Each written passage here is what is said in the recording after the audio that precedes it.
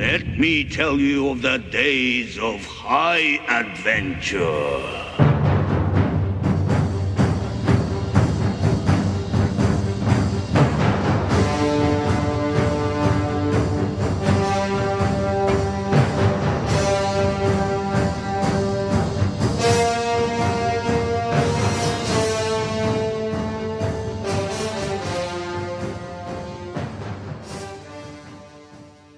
Hey there, nation. Welcome to the show where we help you to play miniatures wargaming on a budget.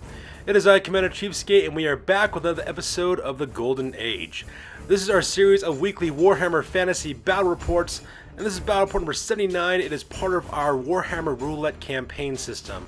If you're unfamiliar with how Warhammer Roulette works on this channel, pretty much what ends up happening is that we roll 3 dice to figure out the variables in our game. We roll 1 die to figure out what army I will be playing in this particular battle report. I then roll another d6 to figure out what my opponent will be playing, which opponent I'll be facing, and we roll a 3rd die to figure out what the value is, the point value is going to be at this battle. So this one ends up being a 2,500 point battle that is fought between Smells Like Febreze as well as myself. My opponent Smells Like Febreze. She is bringing the Wyld Hunt, a 2,500 point Wood Elf Forest Spirit army, and I'm bringing House Von Koss, a 2,500 point Vampire Counts army. So it's been a while since I've played as Vampire Counts. I'm a little rusty on that one, so I'm really excited to see exactly how I do. At the same time, it's been a while since I faced off against Forest Spirit Wood Elves. So that being said, real quick, we'll play some background music real quick. If you want to see exactly what we're bringing for this one, go ahead and pause and take a look at your own leisure. And at the same time, if you also want to see what we're bringing for this one, go ahead and check out the description down below. One of my viewers named Mac Muscle Attack is his name. Recommended an excellent idea. He said, why don't I just put my lists and my descriptions as well, so that way you guys don't have to worry about pausing all the time. So if you want to check it out in the description, I also got the army list for both armies as well for you to check out at your own leisure. So Mac Muscle Attack, if you're watching this, buddy, that idea came from you, and we're going to be doing that from now on in our battle reports. So that being said, we're going to play that background music. Let's go ahead and get this battle report started. Let's make it happen. Crom, I've never prayed you before. I have no tongue for it. No one, not even you, will remember if we were good men or bad. Why we fought, or why we died. No. All that matters is that 2 stood against many. That's what's important. Balor pleases you, Crom. So grant me one request. Grant me revenge. And if you do not listen, then the hell with you. Ladies and gentlemen, boys and girls, dying times here. Alright, so the scenario for rules for this one is Battle Line. It is the most typical game of Warhammer we play on this channel, with standard deployment rules as well as standard victory conditions as always. So with the scenario rules over, let's go and talk about the battle plan real quick. So here's an overhead shot of the entirety of the battlefield. As you can see, we're playing on a 4x6 table. My friend Smells Like Febreze. She's deployed on the near side of the table, while I'm deployed on the far side of the table as well. And pretty much the battle plan on this one is to close the distance as quick as I possibly can, engage my opponent in close combat, and defeat them. I am playing a Vampire Counts army list, so Vampire Counts are not all that complicated. I'm going to try to buff up and increase the numbers of my undead before I engage in close combat, and hopefully I can defeat them that way.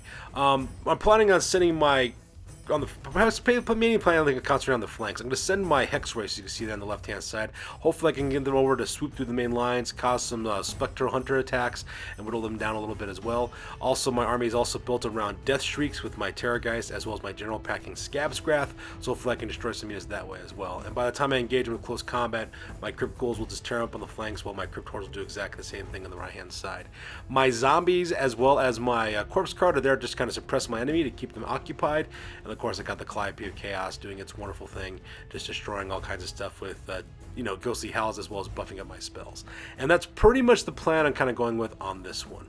So with the battle plan over, let's go and talk about deployment real quick. Alright, so first of all, let's go and talk about the Wyld Hunt real quick. So this is the close-up of the left-hand flank. On the far left-hand side there, you have the Troop of Dawn. Is unit of 6 Treekin, led by just no upgrades whatsoever, just normal 6 stock Treekin. Right next to them on the right-hand side, that is the Court of Tides. It is a unit of 20 Dryads. That's also got a branch for that unit as well. And then right behind them, leading them, that is Coeddil the Willow Lord. He is a Treeman Ancient, who is a level 4 Lore of Life wizard. And that pretty much makes him Smells Like Febreze left-hand flank. So in the middle of the table is Smells Like Febreze. Center, these are where her put her 2 units at. On the left-hand side there, that is a unit called the Court of Seasons. It is a unit of 19 Dryads with a branch Nymph in that unit. And also leading that unit is a special character, Drycha. She's also level 2 Lore of Shadows character as well. And she's also got the Rouse to War ability, so that way D3 units can deploy later on the battlefield. So that Smells Like Febreze's left-hand center. And the far right-hand side of her center lines, we have the Court of Oaths, which is another unit of 20 Dryads with a branch Nymph in that unit as well. And that makes up Smells Like Febreze's center line on this one. And making up Smells Like Febreze's right-hand flank, she has placed her General Durthu, who's the special character. He's also level 1 Lore of Beasts. I believe he's got the Savage Beast of Horror spell on him. And then right in front of him, that is the Troop of Dusk, which is another unit of 6 stock Treekin. And that pretty much makes up Smells Like Febreze's right-hand flank. And finally, making up my friend Smells Like Febreze's Rouse to War ability. She rolled a 1 on that one, so she only gets 1 unit that gets to come on the table. And that was she will be using Sternbark the Harrower, her Treeman Armless Stranglroots for her army on this one. So with deployment over with for Smells Like Febreze, we jump across the other side of the table and talk about my deployment. Alright, so first of all, Vanguard up 12 inches in the middle of the battlefield. In the far left-hand flank is my deployment area. I got 2 units of 5 Hex Wraiths. Those guys are the Mask of the Red Death on the left-hand side and Mask of the Black Death on the right-hand side. Both units consist of 5 Hex Wraiths. There's no upgrades to the unit at all. They're all carrying great weapons as well as mounted on Spectral Skeletal Steeds as well. And that makes up my Vanguard here on the left-hand side.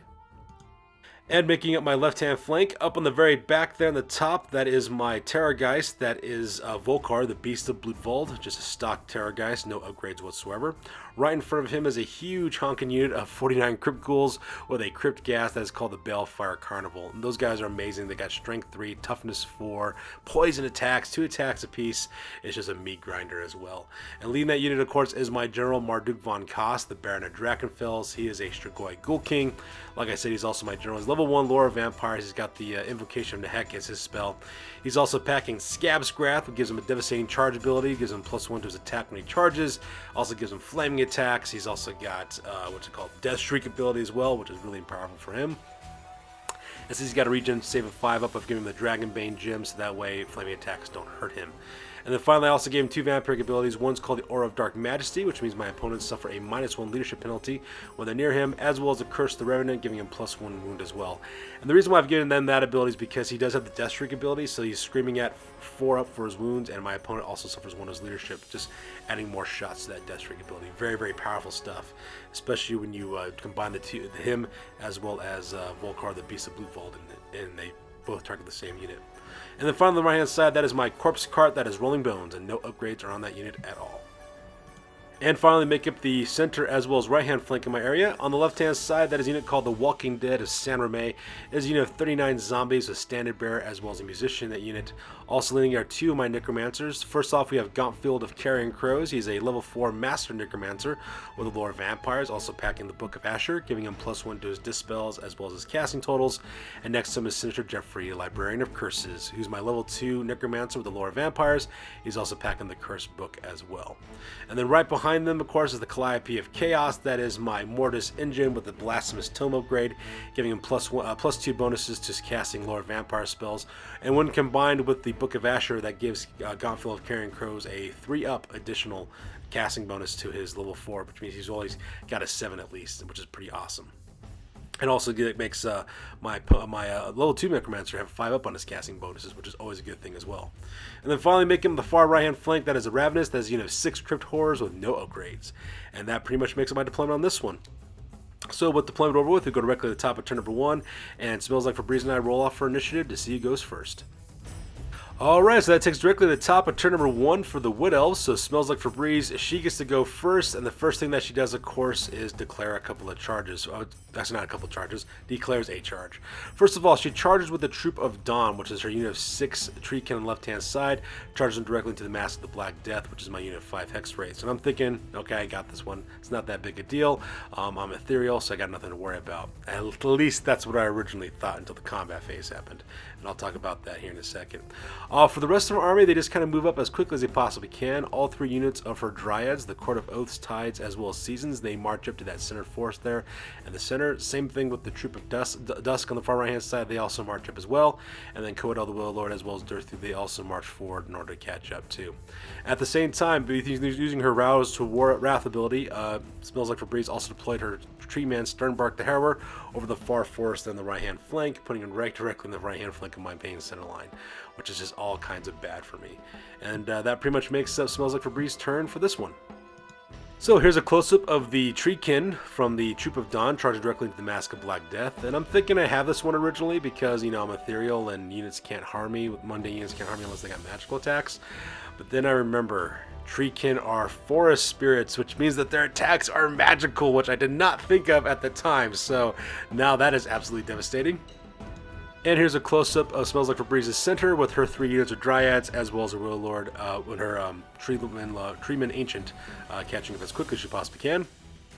And here's a close-up of Durthu, as well as the Troop of Dusk, moving as quickly as they possibly can across the battlefield because these guys want to do some killing.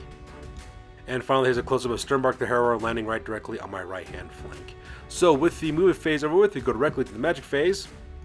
And of course, one of the spells that she manages to get off is Throne of Vines. Originally, she cast Flesh to Stone, which I was able to dispel because having 2-up toughness Dryads or anything on this battlefield is always a bad thing. However, she did that in order to pull out some of my dispel dice because then she threw Throne of Vines next, and of course I wasn't able to stop that one. So because of that, she now has the buffed abilities from the Throne of Vines on her Tree Lord Ancient. And at the same time, she also casts Awaken the Wood off directly onto my Rolling Bones, my Corpse card. Managed to put 2 wounds on that unit, which is actually kind of sad. So that part's kind of, disappointing. But, at the same time, though, I mean, them's a breaks. And then finally, the worst spell that was actually cast during this entire time was with my Ravenous there. She managed to cast that spell from the lore of Shadows on that one, which is the Withering, I believe that one is what it's called. Gives me -3 on my toughness. So because that, my Ravenous now are toughness 2 instead of toughness 5, which is all kinds of bad things. Especially when you consider that there is a tree man right next to me on the right hand side that can cause all kinds of problems for my unit. So with that, we go directly to the shooting phase, and the only shooting elements that she has in her army are her Treeman. In this case, Sternbark the Harrower opens up with his, which is Strangle Roots, directly into my unit of Ravenous. And since these guys are only toughness 2, that strength 4 weapon is really, really dangerous. Managed to kill one of my Ravenous just right off the bat, which is all kinds of sad. So that part was really disappointing, I don't mind telling you. So with the shooting phase over with, we go directly to the combat phase. And in the combat phase, I totally forgot that Treekin are forest spirits, and forest spirits, just like Chaos Demons, have a ward save, and they also have magical attacks as well, which is all kinds of bad. So because of that, the Treekin get to go first because I'm packing great weapons, so the Treekin, of course, have no problem whatsoever wiping out my Mask of the Black Death. And just like that, one of my skirmishing units of Hexwraiths is absolutely destroyed. They do a quick combat reform to square off against the Mask of the Red Death on the left-hand side, which is just all kinds of intimidating. And I totally forgot that forest spirit rule, man. That's really, really bad for me. So that pretty much ends the combat phase on this one. So with the combat phase over with, we go directly to the bottom of turn number 1 for the vampire counts. Alright, so that takes us directly to the bottom of turn number 1 for the vampire counts, and this photo is taken after the move phase. And like I said before, I'm vampire counts, so taking the offensive is basically what I'm programmed to do, and that's exactly what I do as well. I don't declare any charges. The reason why is because my Hexwraiths cannot fight these units because they all have magical attacks. So I decided to use the Spectral Hunter special ability instead. Since they were within 12 inches of my general, I decided to make them march through, and they just pass right through the Treekin, as you can see there from the Troop of Dawn. Managed to put 2 wounds on them, which is actually kind of nice as well, because of flaming attacks cause double wound, which is all kinds of good stuff there. Now, after that took place, of course, I decided to march up all my troops. The first thing I do is I actually just fly over Volkar, the Beast of Blutwald. That way I can square off against the Treekin from the Troop of Dawn, so that way I can open up with Death Streak attacks. And I do exactly the same thing with my Crypt Horrors of the Balefire Carnival. I march them up for their full movement allowance, so that way I can get that Death Streak ability off directly onto those Treekin, because I am afraid of those guys. Those guys are pretty tough at the same time. Now, while that is occurring, of course, I also march up Rolling Bones as well as the Walking Dead of Samurai May to act as a suppressing element in order to deal with those 2 units of Dryads as well as that unit of Treekin. And of course, my Calliope Chaos just kind of floats along the left-hand side, so that way I can stay within range in order to get off its Dark Pulse ability from the Reliquary, as well as also to give some casting bonuses to my Necromancers. And the very last thing I do, of course, is I do a quick reform with my Ravenous to have them turn over to 90 degrees to the right-hand side, so that way they can face off against Sternbark the Harrower. And that pretty much makes my move phase on this one. So here's a close-up of the move phase. Here you can see that the Spectral Hunters of the Mask of Blood Red Death managed to put 2 wounds directly onto the Treekin. Hopefully I can just keep on doing that by marching my my Hexrays across the main line and just causing all kinds of problems that way. And that's what I'm going to try to go with this unit. And here's a close-up of Volkar, the Beast of Loot Vault, as well as the Belfighter Carnival, getting within range, that way they can unload with their Death Streak abilities directly into the Troop of Dawn. And at the same time, here's a close-up of the Walking Dead of San Reme, as well as Rolling Bones, getting ready to engage these units, trying to keep them as occupied as long as I possibly can. And finally, here's a close-up of the Calliope of Chaos, moving up in order to give some more abilities to my casters, as well as my Ravenous turning in order to face against my opponent. At the same time, also the Reliquary also activate as well, giving 6-up regens to my zombies, as well as giving a 4-up regen for my Ravenous, which is all kinds of good stuff because my opponent does not have flaming attacks, which is always a good thing as well. So with the move phase over with, we go directly to the magic phase. So in the magic phase, the first thing I do is I activate Sinister Jeffrey, the Librarian of Curses. He managed to get Doom and Darkness off on his spell as well. And I put it directly onto the Treekin here on the left-hand side for the Troop of Dawn. So because of that, now they're suffering a -3 leadership, which is just all kinds of good because it gives all kinds of buffs to my Death Streak ability. So that part was freaking amazing. At the same time, Gauntfield of Carrion Crows is able to cast off his spell, Raise Undead, which basically brought about, I think, 13 zombies as originally came out on the battlefield. Now, if you'll notice, there's more than 13 zombies there, and the reason why is because I also managed to cast Invocation of Nehekov and also managed to buff that unit as well, giving them even more zombies in order to help them out. So that part was all kinds of awesome. Put them right in front of the Troop of Dusk as well as Durthu, so that way those guys are cornered and they won't be able to charge on my units and just kind of occupy them for a little bit. And like I said earlier, I ran out of zombie models, and according to rules, once you don't have any more zombie models, you can't put any more into units. So the Walking Dead of San Reme do not get any additional zombies because I just put them all into that blocking unit. However, because the Invocation of the Hex spell was going off on Rolling Bones, I did manage to heal a couple of wounds on that one. I forgot to take the red die out of there. I do apologize for that one. And I also managed to activate its Vigor Mortis ability, which means that everything within 6 inches now has Always Strike First, which is all kinds of awesome. And then finally, Gauntfield of Carrion Crows able to get off his very last spell, which of course, Curse of Years. I was able to get that off like a boss. Put it directly onto the Court of Seasons with Drycha's unit as well. Managed to put a wound on Drycha, which is all kinds of cool. However, it does kind of set her getting wounded like that, so she gets +2 to her attacks, which is never a good thing. At the same time, managed to kill 4 Dryads while it was all said and done as well, so that part was pretty epic as well. And then of course, because I'm running out of magic phase, I pretty much ended the magic phase on that one. So pretty successful one, all things considered. So from there we go directly to the shooting phase. As you can see in this video, that huge unit of Treekin just evaporated. They basically got Death Streak to death from some hardcore heavy metal screamo rock that's coming from Volkar, the Beast of Loot Vault, as well as my general Marduk von Kost, the Baron of Drakenfels. Managed to put the unit down to the dirt. It was basically due to the buffs I received from Scab Scrath, as well as my Curse of the Revenant and Aura of Dark Majesty abilities for my general, and at the same time the -3 leadership from Doom and Darkness really stacked well together. Absolutely atomize that unit, which is all kinds of amazing. So with that, we skip the combat phase because it was engaged in close combat. We go directly to the top of turn number 2 for the Wood Elves. Alright, so that takes us directly to the top of turn number 2 for Smell Like Febreze, and this is her third turn after all of her move phase. As you can see in this photo, she decided just to commit and take the offense at the same time. So the first thing she does, of course, is that she declares a charge with the Court of Tides, which is the unit of Dryads on the left-hand side. She charges those guys directly into the Belfighter Carnival. I think she did it to keep me from flanking her army, which is actually a pretty good choice for her. At the same time, she also charges forward with the Court of Seasons as well, which goes directly into my Rolling Bones. And that one is not so great for me, but at the same time, though, if anything in this army can be lost, it's that. I really don't mind about that part. And then finally, the Court of Tides over there on the right-hand side, they charge directly into my Walking Dead of San Reme. So those units are also engaged. At the same time, the far right-hand side of the battlefield, she charges in Durthu as well as the Troop of Dusk directly into my newly raised unit of zombies there on the right-hand side, which is perfectly fine because if those zombies die, my opponent gets nothing for those. And then finally, Sternbark the Harrower charges directly into my unit of Ravenous, which is all kinds of bad. And then finally, for movement phase, she triggers a 180 with Coeddil the Willow Lord, so that way you can face off directly against my Hex Wraiths. And that pretty much makes up the move phase for Smells Like Febreze. So here's a close-up of Coeddil the Warlord turning 180 to face off directly against my Hex Rays, which is also a bad thing for me because it smells like Febreze decides to, she could activate her general her wizard to open up with a Strangle Roots directly into my Hex Rays, and since they're magical attacks, they would count, which is all kinds of terrifying. And here's a close-up of the Court of Oaths, I believe, charging directly into the Balefire Carnival. And I'm pretty excited to see exactly how that combat will go because it's been a while since I've seen ghouls take on Dryads, and I'm super excited for that. And here's a close-up of the Court of Tides as well as the Court of Seasons charging directly into my Walking Dead of San Reme as well as my Rolling Bones respectively. And that one I just know is going to be all kinds of bad. And here's a close-up of Durthu as well as the Troop of Dusk charging directly into my newly raised unit zombies. And I could really care less about that. They're just serving their purpose of acting as a speed bump, so that part is perfectly fine with me. And finally, here's a close-up of my Ravenous being engaged in close combat with Sternbark the Harrower. And if you notice, there's also a little, one of my guys came back from the dead, and that's because of my casting of Invocation of Nehek the last round, which is all kinds of awesome. And that pretty much makes up the movement phase on this one. So with the move phase over with, we go directly to the magic phase. Alright, so with that we'd go directly to the magic phase, and pretty much smells like Febreze. She's been all over Paradise to get rid of Curse of Years off on her unit of the Court of Seasons. And so because of that, that spell goes away, which is actually a pretty smart move for her. So with the magic phase over with, you go directly to the shooting phase.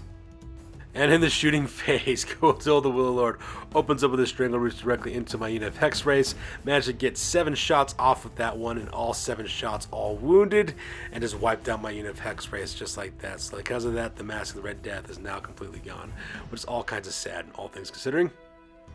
So the shooting phase over with, we go directly to the combat phase, and I got off really lucky on the combat phase. That part was absolutely amazing. Unfortunately, my friend Smells Like Febreze, she just pretty much flubbed her attack rolls, just failed to hit is what she ended up doing for the most part. Even when it came to her, just the number of attacks that she had, just kind of just rolled a bunch of 1s and 2s, was able to secure any hits. On the flip side, however, I was able to put 2 wounds directly onto Sternbark, which is all kinds of amazing for me, not so great for her. So that part was pretty epic. So with that, we go directly to the combat phase between Durthu as well as the Court of Dusk. As you can see here, they had no problem whatsoever just chopping right through my unit of speed bump of zombies. Since that unit was destroyed, they did get to overrun. I think Durthu overran like something like 8 inches, I think, and I think it was 7 inches for the Troop of Dusk. And it is kind of located right there on my right-hand flank of my army.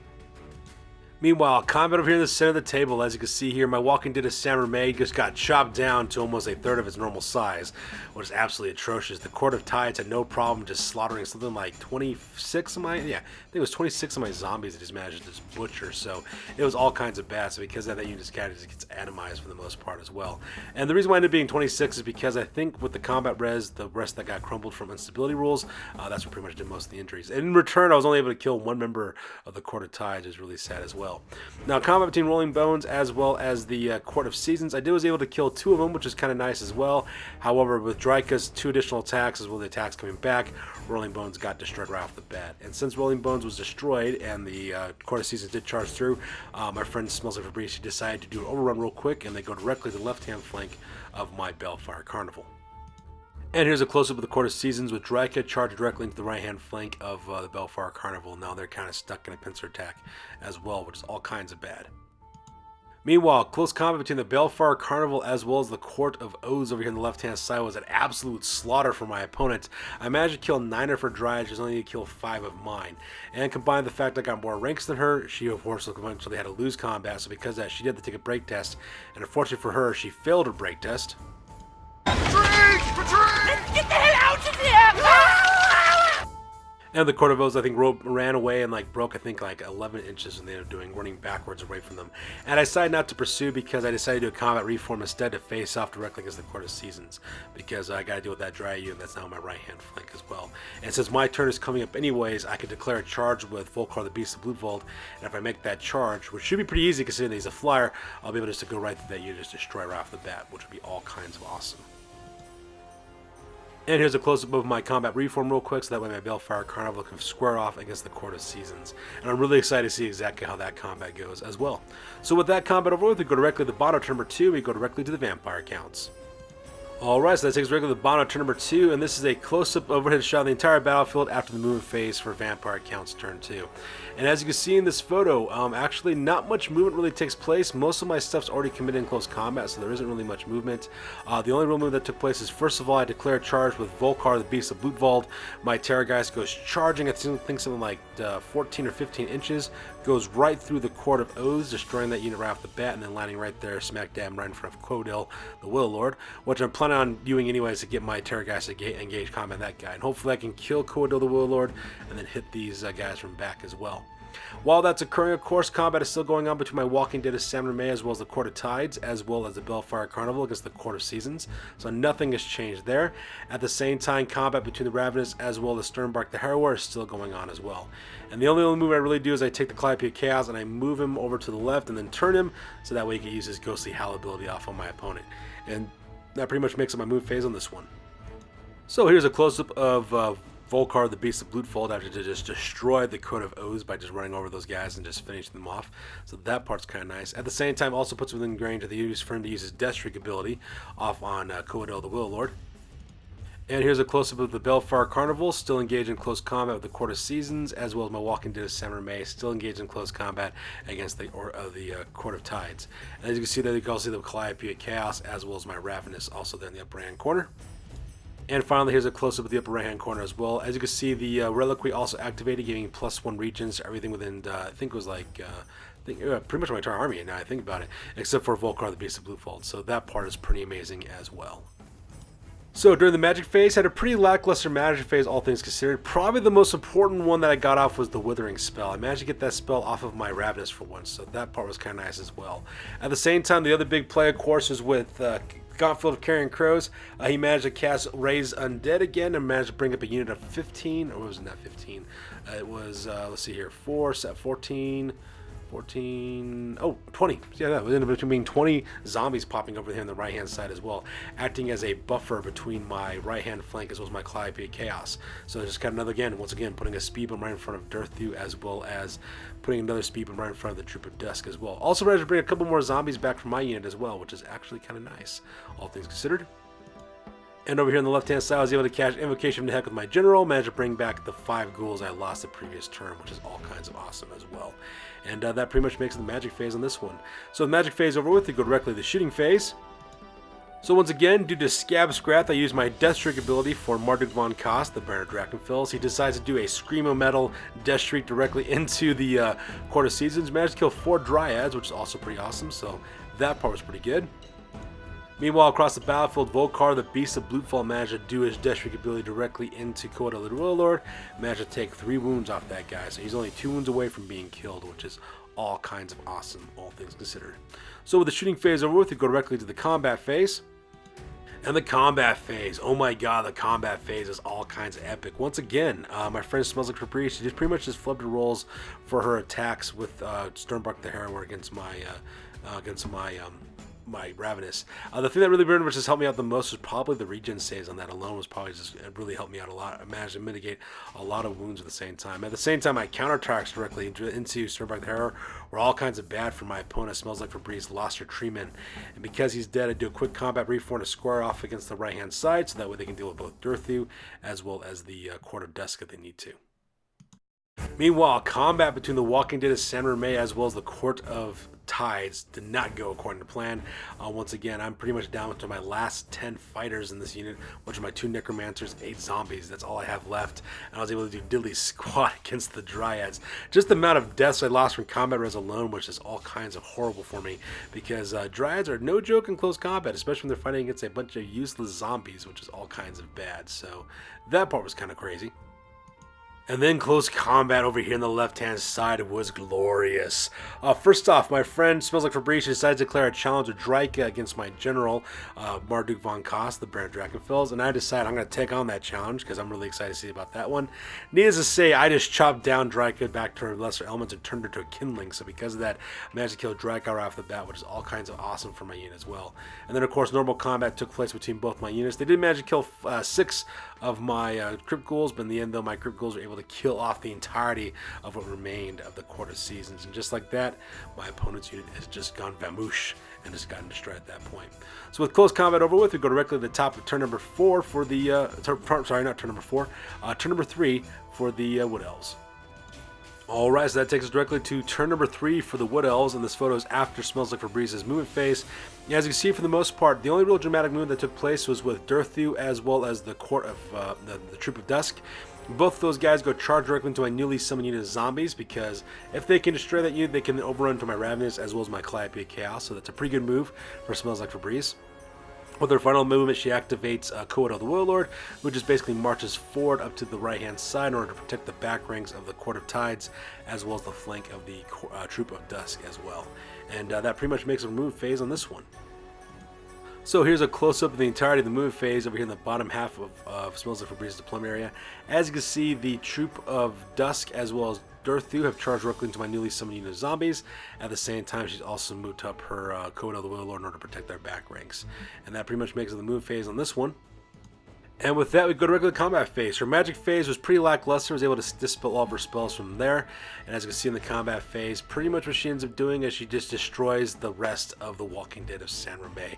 Managed to chop down all my zombies, which is all kinds of bad. At the same time, murderlize my two necromancers are in that unit as well. So just like that, my level 4 necromancer is gone, my level 2 necromancer is gone, and that part was just all kinds of horrible. To make matters worse, she does a quick combat reform and a face off directly to the left hand side, staring down the barrel directly to my Balefire Carnival, which is a challenge I'm looking forward to. While that's occurring, the Troop of Dusk as well as Durthu managed to kill all 20 zombies that were left there in the battlefield that acts as a speed bump. They destroy that unit, of course. They overrun.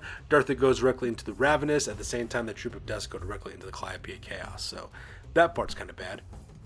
So with combat out of the way, we go directly to the bottom of turn number 3 for the vampire counts, and this photo is taken after the move phase. And at this point, I decide just to commit. First thing I do is I charge directly with my Balefire Carnival, and they go directly into the Court of Tides. So I'm really looking forward to that combat, because I saw how my Crypt Ghouls just were like a meat grinder for Dryads, like a wood chipper. So I'm really excited to see exactly how that works out. At the same time, also charging Volcar the Beast of Bluefold directly into Coeddil the Warlord, and those guys will be engaged in close combat as well, which I'm really excited about too. As you can see there at the top of the screen, Durthu as well as the Troop of Dusk are still engaged with the Calliope of Chaos, as well as with my Ravenous as well, so not much is going on over there. And that pretty much makes it my move phase on this one. So here's a close-up of the movement phase that took place here on the top of the screen. As you can see, the Troop of Dusk is currently engaged with my unit of my Calliope of Chaos, so that part's kind of crazy. At the same time, you can see that Durthu is also engaged in close combat with the Ravenous as well, so that part is kind of sad. Meanwhile, here on the left-hand side of the battlefield, you can see that the Balefire Carnival charged directly into the Court of Tides, and I'm really looking forward to that combat to see exactly how that will work out. And finally, here's a close-up of my Terrorgeist Volcar the Beast of Bluefold charging directly into Coeddil the Warlord as well. And as for the magic phase, we skipped the magic phase because the only thing I have left is a level 1 caster, which is my general. And unfortunately for me, the only spell he has is Invocation of Heck, which of course did not get off. So we skipped the magic phase and we go directly to the shooting phase. So during the shooting phase, I had a pretty successful one, managed to kill off 4 more Dryads from the Court of Tides using the Deathstreak ability from my general, Marduk von Kost, the Baron of Drakenfels. At the same time, managed to finish off one of the Treekin from the from the Troop of Dusk as well, using the Ghostly Howl from the Calliope of Chaos, which is all kinds of awesome. So that part was really cool. However, probably the most dramatic use of the Death Shriek was, of course, Volcar, the Beast of Bloodvault. Managed to shatter the brain cells of Coeddil the Warlord. Managed to kill that guy off by just screamo rocking directly into his head with some Death Shriek abilities. So that part was kind of cool as well. So with the shooting phase over with, we go directly to the combat phase. And in the combat phase, good God, the combat phase was all kinds of crazy that just took place here in the battlefield. When it was all said and done, my opponent, Smells Like Febreze, she was able to kill 9 of my Crypt Ghouls, which is actually kind of crazy, considering she managed to kill that many. However, me, on the other hand, though, I managed to kill 11 Dryads, needless to say, so that part was epic as well. Combined with my combat resolution from both of my rank bonuses, as well as the fact that I charge, needless to say, so my friend Smells Like Febreze had to take a leadership test, and... Retreat! Retreat! Get the hell out of here! As you can see, she did fail that break test. I think she rolled a 5 to escape, and I think I rolled a 6 or a 7 in order to pursue. So because of that, my Balefire Carnival just charges forward and just chops down those Dryads back to their basic elements and basically made them into scraps of firewood, which is all kinds of awesome for me. So that was the combat here in the top of the screen. Meanwhile, the Troop of Dusk was able to put 3 wounds directly onto my Calliopeia Chaos, which is not a good thing, all things considering, because if my Calliopeia Chaos gets destroyed with its Reliquary special rule, it will cause all kinds of damage when it explodes, so that part is kind of scary. At the same time, though, I am undead, which means I can afford to lose more people than my opponent can, but having to face down a magical shockwave of magical energy exploding like that is never really a good prospect. So in the end, combat between here with the Ravenous as well as Durthu was actually kind of lackluster. I did suffer 2 wounds from Durthu directly onto the Ravenous, so I has 2 floating wounds on that. At the same time, I was only able to put a wound directly onto him as well, so that part was pretty crazy, all things considered. So with the combat phase over with, we go directly to the top of turn number 4 for the Wood Elves. Alright, so that takes directly to turn number 4 for the Wood Elves, and this photo is taken after the move phase. As you can see, not much movement's really taking place for the most part. Pretty much everything is still engaged in close combat. The only thing that my friend Smellick Febreze has left is her 2 units, which is Durthu, as well as her Troop of Dusk. So not much movement really going on there. We also skipped the magic phase because unfortunately for my friend Smellick Febreze, she only has a level 1 wizard left, and just like me, so was able to spell her spells, so not much really happened there. So with that, we go directly into the combat phase, and the worst thing absolutely happens. My Calliopeia Chaos gets destroyed, and kaboom, it decides to blow up as well. At the same time, the damage actually wasn't all that bad, all things considered. She did manage to lose 2 wounds off her Treeman, which was pretty bad from there, but it was pretty much, that was really about it. I think I did lose one of my Ravenous. I think I lost a couple of ghouls, and I think that was the only thing that really happened when my Calliopeia Chaos just went atom bomb. So, you know, pretty good, all things considered. So with the combat we're with, of course, my friend Smellick Febreze, of course, does a quick combat reform real quick with her Troop of Dusk, and they go off to the right-hand side to face off against the Ravenous in order to help support Durthu as well. And I think Durthu lost another wound, I believe, and that was really about it for the combat phase on this one. So with the combat phase over with, we go directly to the bottom of turn number 4 for the vampire counts. Alright, so here's the bottom of turn number 4 for the vampire counts, and as you can see, this is also the close-up of the move phase as well. For the most part, all I really did is I just did a quick reform real fast with my Balefire Carnival. They squared off to the left-hand side, so that way they're facing down the back end of the Troop of Dawn as well. And I did make a mistake about that. I said that the Troop of Dusk actually went to go face Durthu. I lied about that. They went to go face against my Balefire Carnival. That's what ended up happening. I do apologize for that. So that's exactly what happened. So my Balefire Carnival as well as the Troop of Dusk are really to square off. At the same time, also fly up, Volcar the Beast of Bloodfold, and land right behind Durthu, as well as to the Court of Dusk. Hopefully I'll be able to do some more Death Streak abilities off of that unit, be able to cause some injuries that way as well. And that pretty much makes it the move phase. And since there is no magic phase, because my magic phase pretty much sucks at this point, we go directly to the shooting phase. And in the shooting phase, ended up being actually pretty cool. Managed to kill a bunch of Treeman just from shouting at them with Volcar the Beast of Bloodfold, as well as my general, leaving only 2 Treeman left, and one of them has 2 wounds on them already. So these guys are 4 wounds away from being destroyed, which is all kinds of epic. So with the shooting phase over, we go directly to the combat phase. And in the combat phase, Durthu actually kind of brought his A-game on this one. Managed to kill one of my Crypt Ghouls, as well as put another floating wound directly on another one as well. So that part was kind of sad. At the same time, I was able to cause any damage whatsoever back. So Durthu is slowly gaining the upper hand on this one.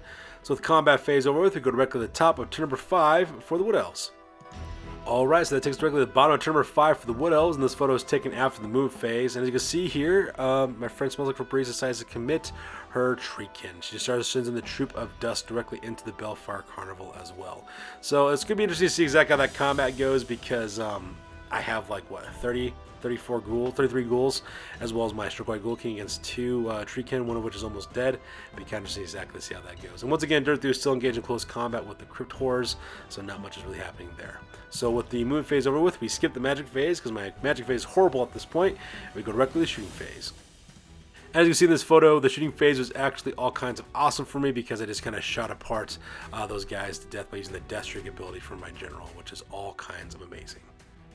So with the shooting phase over with, we go directly to the combat phase. As you can see in this photo, Durthu brought his A-game, managed to kill 2 of my Crypt Horrors right off the bat, just chopping them down as well with that huge flaming sword of his.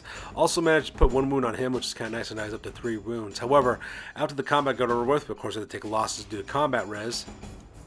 As you can see in this photo for the combat res, man, it was all kinds of bad. I was all said and done, only had 1 Crypt Horror left still standing, so that kind of stuff was just absolutely ridiculous.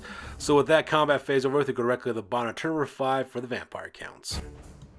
And as you can see in this photo, this is turn after turn 5 of the vampire counts. This is after the move phase. Pretty much what I decided to do is just chart everything in.